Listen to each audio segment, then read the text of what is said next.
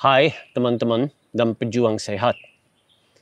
Dengan diabetes sudah menjadi satu wabah di Indonesia, tentunya banyak orang bertanya, apa yang sebenarnya menyebabkan diabetes? Dan memang jawaban yang tepat dan benar sangat dibutuhkan. Karena dengan jawaban itu, kita juga akan memahami bagaimana bisa mencegah terjadinya diabetes. Maka pada video ini saya akan menjawab pertanyaan fundamental ini. Dan saya akan kasih tahu sama kalian apa menurut sains dan ilmu terkini adalah faktor penyebab diabetes. Mari kita simak.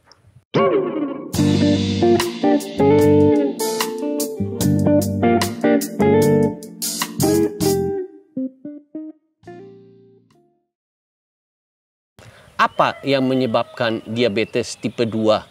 Banyak jawaban, namun pada hakikatnya tidak ada yang tahu dengan 100%.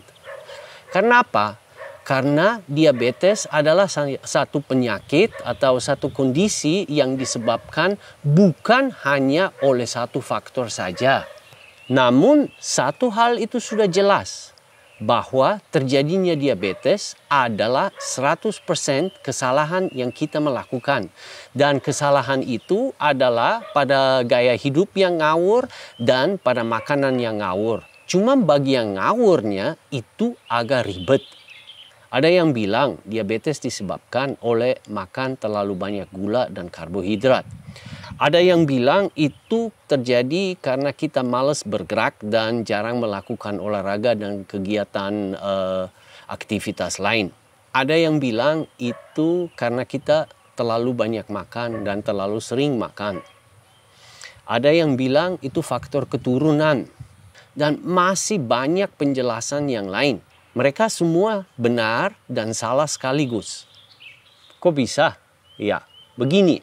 Kalau misalnya kita kena satu virus, kita jadi sakit, si virus itu adalah penyebab tunggal atas terjadinya sakit.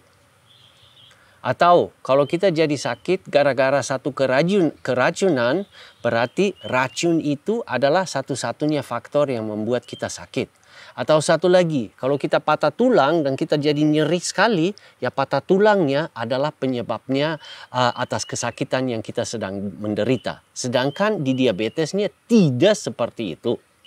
Namun pada penyakit kronis seperti diabetes, hipertensi, stroke, kesakitan jantung, bukan hanya satu faktor aja yang berperan. Itu multifaktorial, berarti beberapa faktor sekaligus mempengaruhi terjadinya penyakit. Nah, untuk memahami apa yang saya maksudkan, tak kasih satu ibarat. Coba bayangkan terjadi satu kecelakaan di mana sebuah mobil jatuh ke dalam jurang dan semua penumpangnya mati. Datang tim penyelidikan dan mereka mendapatkan kesimpulan bahwa kecelakaan itu terjadi karena daya rem dari mobil itu sudah turun dari 100% menjadi 70% saja. Tapi tunggu dulu, karena ternyata mobil itu sudah bertahun-tahun jalan baik-baik aja dengan penurunannya 70% saja. Maka salah satu anggota keluarga dari orang yang meninggal pada kecelakaan itu, dia minta untuk diselidiki ulang, ya, dan dia mendapatkan satu tim penyelidikan lagi yang melihat lagi apa yang terjadi. Nah, ini laporan yang kita terima dari tim penyelidikan yang kedua. Mobil yang kecelakaan ini ternyata terlalu banyak penumpang dan muat terlalu banyak barang yang melebihi kapasitasnya dari mobil yang dianjurkan.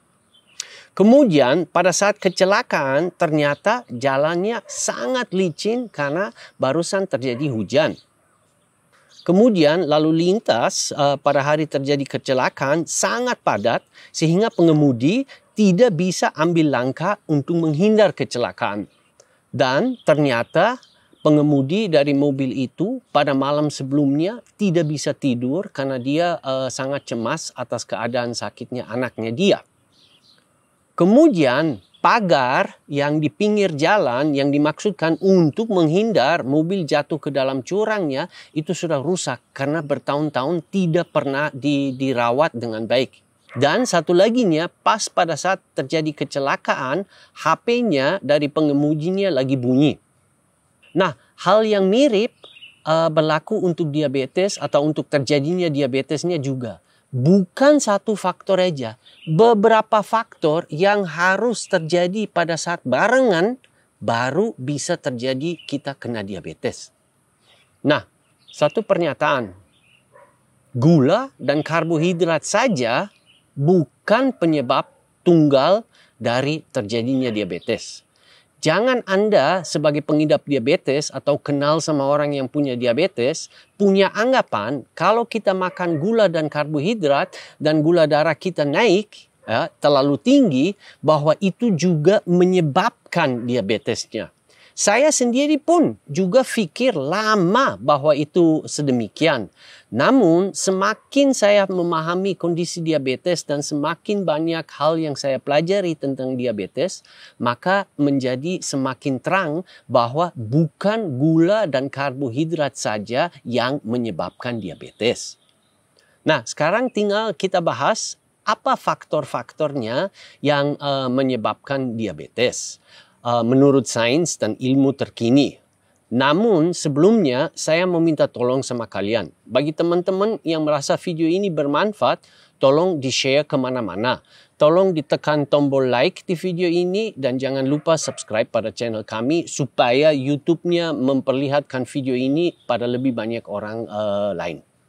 Nah, sebelum saya menyebutkan faktor-faktor yang menurut sains dan ilmu terkini menyebabkan diabetes, saya mau sampaikan satu hal yang penting. Faktor-faktor yang saya akan sebutkan jangan diberikan urutan tertentu atau jangan anggap bahwa faktor yang saya sebutkan pertama adalah faktor yang paling berbobot ya. Karena seperti saya bilang pada awalnya sebenarnya nggak ada yang tahu dengan 100% faktor yang mana yang lebih berbobot daripada yang lain. Kita mulai dengan orang malas bergerak juga dikenal sebagai mager.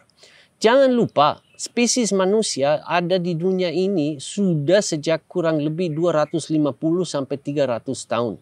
Dan orang sebelum kita yang hidup di zaman purba, makanan itu susah, segalanya susah. Sehingga mereka pada dasarnya dari pagi sampai sore pasti ada kegiatan sehingga mereka bergerak. Bukan mereka olahraga atau jogging, tetapi tingkat bergerakan pasti lebih tinggi daripada kita. So ini malas bergerak, malas olahraga, malas berkegiatan adalah salah satu faktornya. Faktor yang satu lagi yang sangat jarang dibahas karena ribet dan kebanyakan orang dalam bidang kesehatan masih belum paham adalah jenis lemak yang salah. Memang lemak sering suka diberikan reputasi yang sangat buruk, namun ceritanya lebih ribet. Ternyata ada jenis lemaknya yang bagus, ada jenis lemaknya yang buruk. Dan jenis lemak yang buruk itu adalah salah satu faktor yang bisa menyebabkan diabetes. Namun seperti saya katakan tadi, itu cukup ribet, maka secara lengkapnya saya akan ungkap pada video yang lain. Kebanyakan fruktosa. Nah, kalau kita makan sesuatu yang berisi gula atau kita kasih gula ke dalam kopinya atau kita minum soft drink, kita sebenarnya mendapatkan 50% glukosa dan 50% fruktosa. Dan walaupun fruktosa tidak membuat GD-nya naik, karena GD itu sebenarnya bukan gula darah, itu glukosa darah. Ya.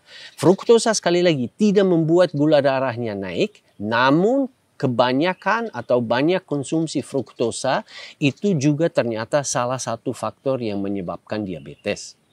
Gula dan karbohidrat. Ya, memang gula dan karbohidrat pasti juga salah satu faktor yang menyebabkan diabetes. Tetapi sekali lagi gula dan karbohidratnya saja tidak cukup.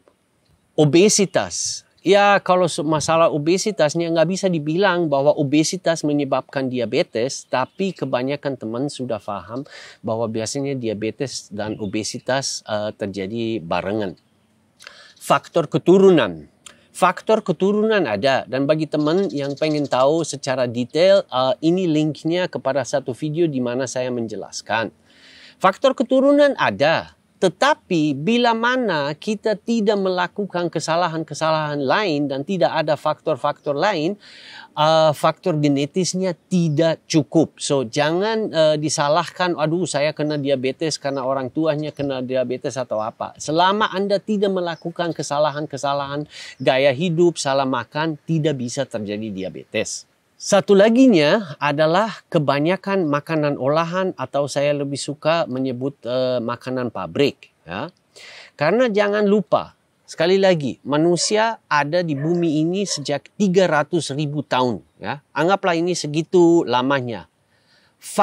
Makanan olahan atau makanan dari pabrik itu baru ada sebentar sekali. Dan banyak masalah dengan dengan makanan yang dari pabrik yang saya sudah sempat bahas pada video sebelumnya, dan juga saya akan bahas pada kesempatan yang lain. Nah, ini semuanya adalah faktor-faktor yang menyebabkan diabetes T2. Dan pada video ini saya hanya sempat sentuh saja. Saya sekali lagi pasti pada kesempatan yang lain akan lebih dalam dan lebih detail membicarakan semua faktor yang saya barusan sempat membahas. Dan faktor-faktor yang saya barusan membahas bukan hanya penyebab atau pemicu diabetes saja. Dengan memahami ini dan dengan menghindar apa yang kita barusan membahas, Anda juga mendapatkan satu bonus gratisan. Penyakit kronis yang lain seperti hipertensi, penyakit jantung, stroke, itu juga sangat cenderung akan menurun bila mana kita menghindar faktor-faktor yang dibahas pada video yang satu ini. Karena apa? Karena diabetes itu sebenarnya bukan satu penyakit, dia lebih bersifat satu gejala dari metabolisme yang telah kacau. Dan kekacauan itu terjadi gara-gara apa yang kita bahas barusan.